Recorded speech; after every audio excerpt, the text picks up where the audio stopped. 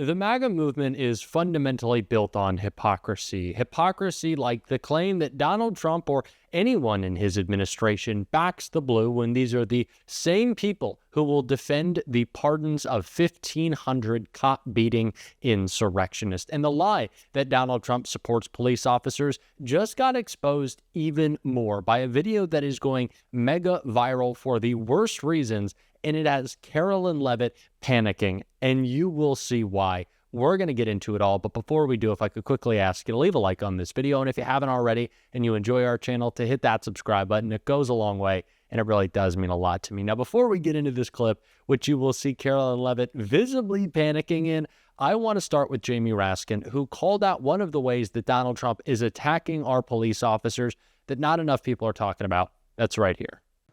In 2023, then House Speaker Kevin McCarthy said, "I think the police officer did his job." Now, although Trump's new attorney general is set to give $5 million to the rioters' family, Trump has not proposed to give a penny to the more than 140 police officers injured, wounded, hospitalized, disfigured, and or disabled in their violence, and nothing to their families. He's proposed no money payments to the bereaved family of Officer Brian Sicknick, an Army veteran with 2 tours abroad who died at age 42 here on January 7th, 2021, the very next day after being brutalized by rioters. The decision to give millions of dollars to the Babbitt family and nothing to the families of the police officers who defended this Capitol, who defended us, exacerbates the insult of Speaker Johnson's continuing refusal to hang a simple plaque in honor of the officers who defended the Capitol and the Congress and the Vice President. A plaque mandated by law and now more than 2 years overdue on the West Front of the Capitol. The Speaker's stubborn refusal to respect the law is craven submission to the executive branch, to Donald Trump, who wants to pretend that the rampaging mob that he sent to Congress was made up of patriotic heroes and that the people he pardoned were, quote, hostages, and quote. Of course, Donald Trump does not care. This should come as no surprise.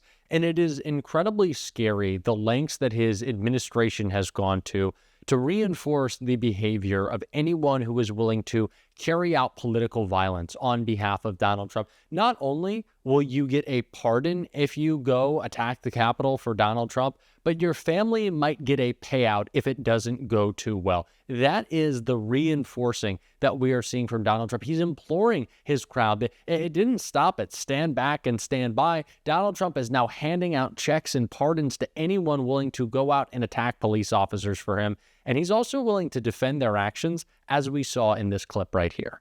Some of the executive orders, you would agree that it's never acceptable to assault a police officer. Sure. Right?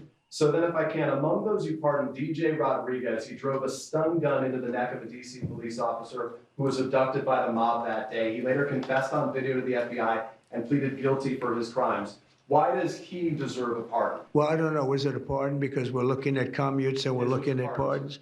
Okay, well, we'll take a look at everything. But I can say this. Murderers today are not even charged. You have murderers that aren't charged all over. You take a look at what's gone on in Philadelphia. Take a look at what's gone on in L.A., where people murder people and they don't get charged. These people have already served years in prison, and they've served them viciously. It's a disgusting prison. It's been horrible. It's inhumane. It's been a terrible, terrible thing. So although that clip came from early on in Donald Trump's presidency, I still feel like with so many scandals, we did not talk nearly enough about these January 6 pardons, not only because of how disturbing and dangerous they were in the days and weeks, sometimes in the hours following the time in which these people were released, they were already committing crimes again. They were reoffending because of Donald Trump, because he let these violent criminals out of prison. And no one talked about it. Donald Trump is now continuing to carry on. We recently saw J.D. Vance go to an event honoring police officers, pretending that that's what they do. It's not. And we saw that in a video that just went so viral for the worst reasons for Trump and Karoline Leavitt. You can see it right here. So as we see in this video, Karoline Leavitt is visibly uncomfortable. She starts motioning to a Capitol police officer, eventually making him go away. You can see him having to walk away because of Karoline Leavitt. Really? You're moving him out of the shot? This video did not get enough traction the first day it was posted, and people have been sharing it everywhere now, making fun of Karoline Leavitt, obviously pointing out the lie that Donald Trump cares about police officers, shoving a Capitol police officer out of the frame. One TikToker who mocks Karoline Leavitt all the time made a little spoof of it, and you just got to take a look. I literally thought DEI was over. Why is this man standing so close to me? Get him. I think he's looking at my purse. Please don't make eye contact with me. Oh my God. Oh, Karoline, just breathe. Get him. Do you not see him? Oh my God, this is not a sleep paralysis demon. This is not, just calm down. This is real. Just take one step. Go get him. Jesus Louise, I just need to be patient. Just breathe. Okay, my God, thank God. Oh my God, Thomas, thank you so much. Oh my God, thank you. Oh my God. Now take a deep breath. You're on camera. Back to duty. Make America great. Make America great. Make America great. Make America great. Just for the future, that person does not have POTUS clearance. So let's keep him away from here, okay? We do not know him. I think his name was Reggie. That's what I saw. Yeah. That had to have been it because, yeah, I've never seen him before. So please, thank you for your service, Thomas. First of all, the makeup is so spot on for Karoline. Like, she just doesn't have the top lid, out. But no, that is exactly what happened in this video. It's just humiliating for this entire administration of liars and frauds who don't stand for any of the values that they claim to. And it's not just they claim to, they just shove it down our throats. I'm so tired of this idea that it's somehow liberals. It's the liberals talking down to you. Has JD Vance ever gone a second without just like waving his finger, acting all high and mighty? Like, that's what JD Vance does. These are the people who talk down to us. Mike Johnson monitors what his like 13-year-old son watches on his phone. And we're not going to pretend like they're the culture police. These are the people who want to monitor our lives. It is ridiculous. They are liars. They are frauds, and they go against everything they claim to care about. And it's not just with their actions, it's with their spending as well. As Jamie Raskin pointed out right here, with what Elon's done to Back to the Blue. And what did we hear from our colleagues across the aisle? Did they stand up to Doge and object to this defunding of the police? No, Mr. Speaker, our colleagues said absolutely nothing. And I mean that literally. During the Judiciary Committee markup of the reconciliation bill, Democrats offered a simple amendment to immediately restore hundreds of millions of dollars in funding for the police and for hundreds of other essential public safety grant programs dismantled by, as far as we can tell, one employee at Doge. Every single one of our GOP colleagues voted against that amendment, but they refused to utter a word in favor of Elon Musk's chainsaw massacre of local law enforcement and public safety programs. They don't want to be quoted supporting Doge, but even if your quotes don't support Doge, your votes support Doge. And they have voted not to restore hundreds of millions of dollars that Doge cut from our state and local and county law enforcement and public safety organizations.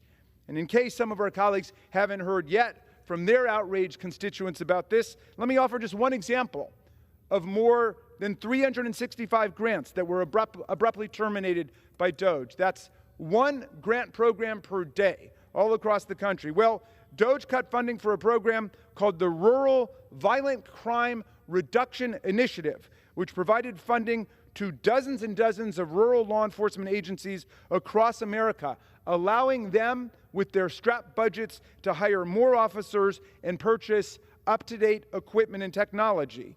They also supported rural victim services and crime prevention programming. This program was created to assist small rural agencies that need federal funding, but are so small, short-staffed, or under-resourced, they wouldn't even have the ability to apply for the funding. Well, one such recipient of this grant from the Rural Violent Crime Reduction Initiative was the Shawano, Wisconsin Police Department, which was using the funding to pay for a detective dedicated to investigating and solving unsolved violent crimes and to stop narcotics trafficking in their community. The police department said the additional detective would build trust with community members, increase patrols in hotspot areas, enhance crime prevention, and sustain a reduction in violent crime and narcotics-related crime. And this is just one of the hundreds of rural police departments and other agencies using this funding from this one grant program from 365 that were suddenly terminated by one DOJ employee running amok in the Department of Justice. This is funding, Mr. Speaker, that we in the House of Representatives voted for on an overwhelming bipartisan basis, that the Senate overwhelmingly voted for on a bipartisan basis. We had bicameral passage and presentment to the President. The President signed it into law. The Department of Justice got the funding. The Department of Justice programmed the funding. The Department of Justice awarded those grants all across America. And guess who stopped it? Without my knowledge, without their knowledge, without anybody's knowledge, one DOJ employee, one of Elon Musk's junior lieutenants who spent his career at Tesla, and then he decided he was going to wipe out hundreds of millions of dollars going to our people. Well, are our colleagues going to allow DOJ to get away with this critical destruction of law enforcement in rural communities, urban communities, suburban communities across the land? Apparently so. They remain silent on it. They won't utter a word in favor of it, but they don't utter a peep against it. They just vote for it. They just sheepishly get in line and support this destruction of what we had already voted for to put into action. Mr. Speaker, I oppose this legislation, which is a trivial distraction from what's really going on in America today, which is they are dismantling the priorities of the people as passed through the People's House and through the Senate and signed into law. And I urge my colleagues to join us in actually standing up for law enforcement and for the police and for community safety. And I invite them to join us in actually standing up for the Article I powers of Congress. And I hope they will join us in rejecting DOJ's deranged funding cuts that are undermining public safety and harming law enforcement across the land. An entire administration full of people constantly lying. But it is our job, of course, to call them out and point out their lies. We're certainly going to be doing so on this show every single day. And if you want to support that, as always, you can hit that subscribe button because we're getting close to 1 million. You can leave a like on this video. And if you stuck around to the end, you can drop a blue heart in the comments. And until next time, I'll see you soon.